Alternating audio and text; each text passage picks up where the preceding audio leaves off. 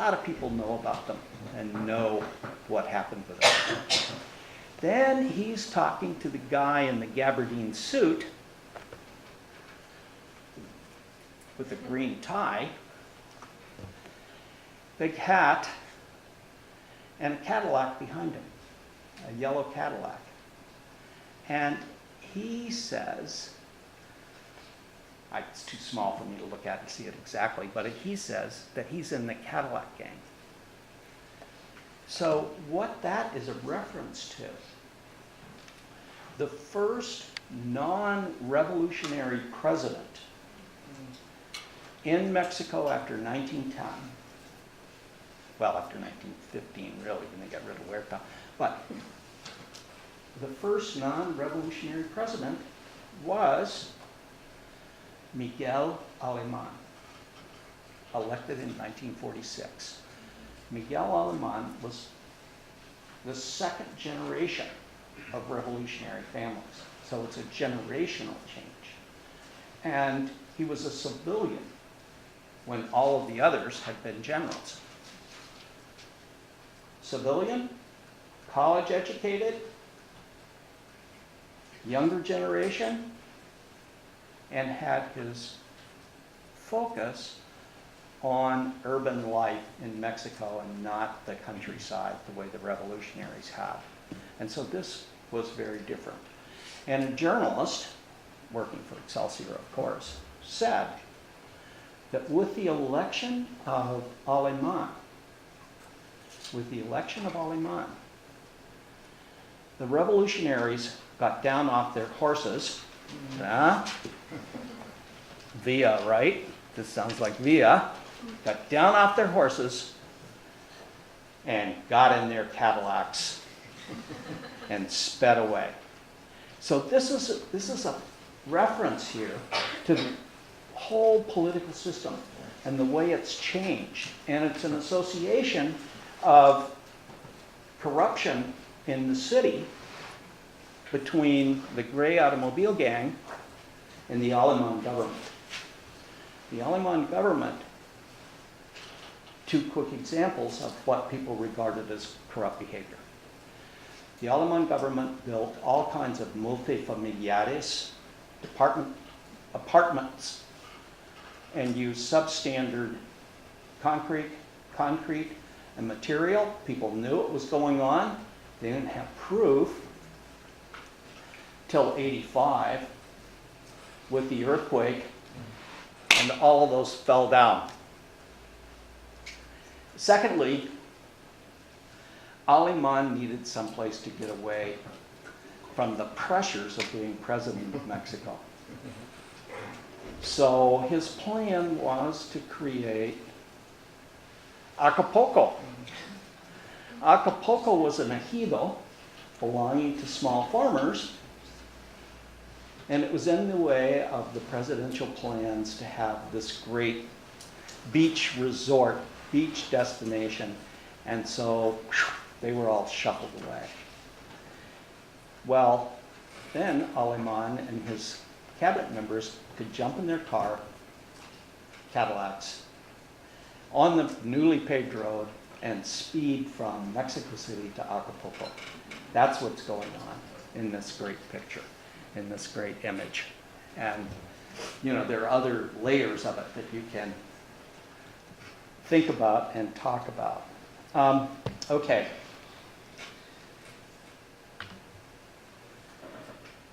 Oh, wow. Doesn't that look great? Here's what was going on. As I'm sure most of you know, Thomas Edison invented a recording device and began recording things on discs, or on, not discs, cylinders, wax cylinders. And then they came up with the idea of recording them on this kind of record thing.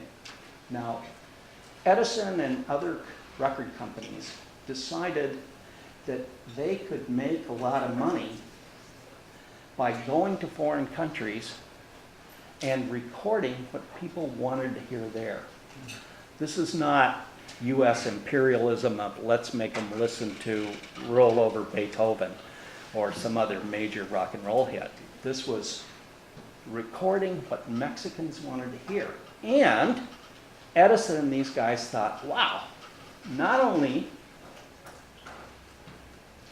will they buy it, but all of those immigrants from different parts of Latin America will buy it as well. And so there's a secondary market in the US.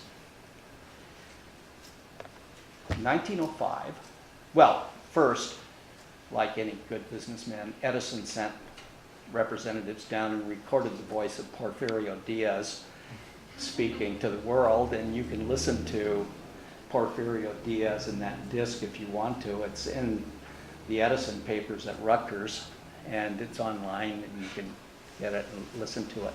Then they began to record music that people wanted to hear, and they discovered, wow,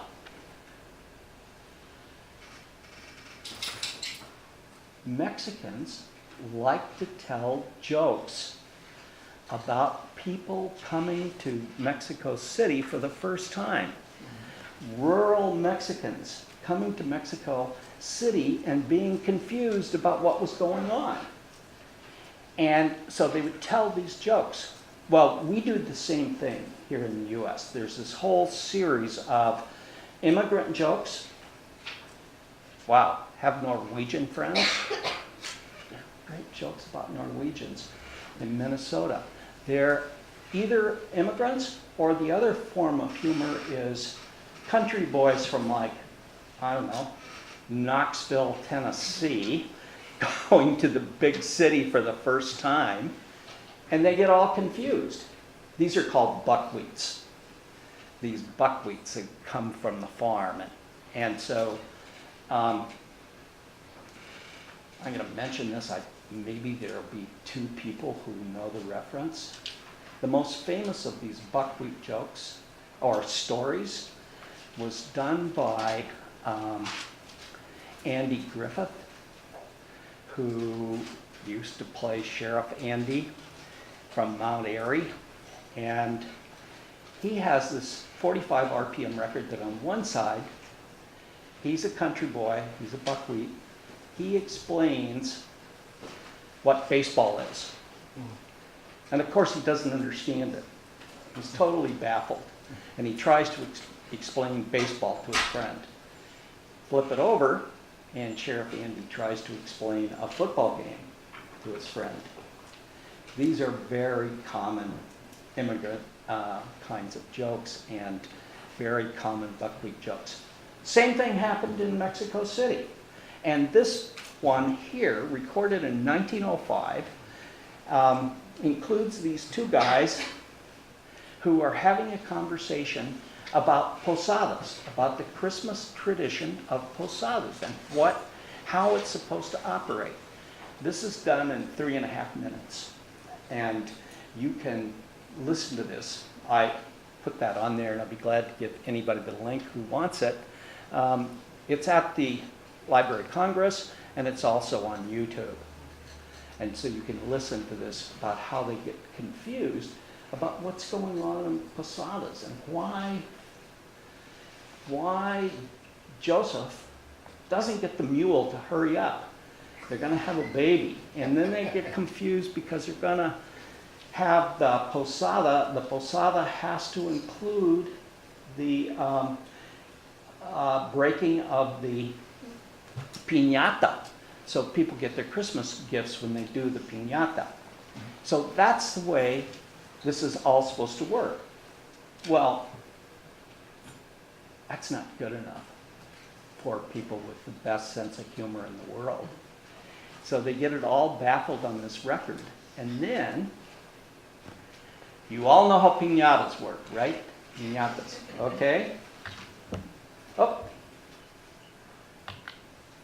Let's go to this. Do you know what those are? Those are two piñatas.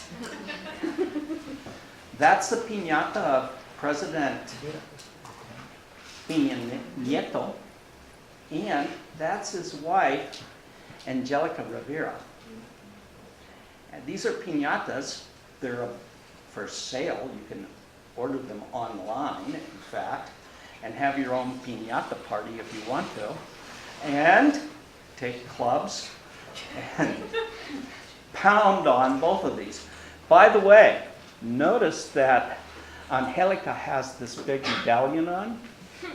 That big medallion is a medallion from Televisa, the TV network. So this ties Angelica and Enrique, or No Vale Peña, as some people call him. These are piñatas.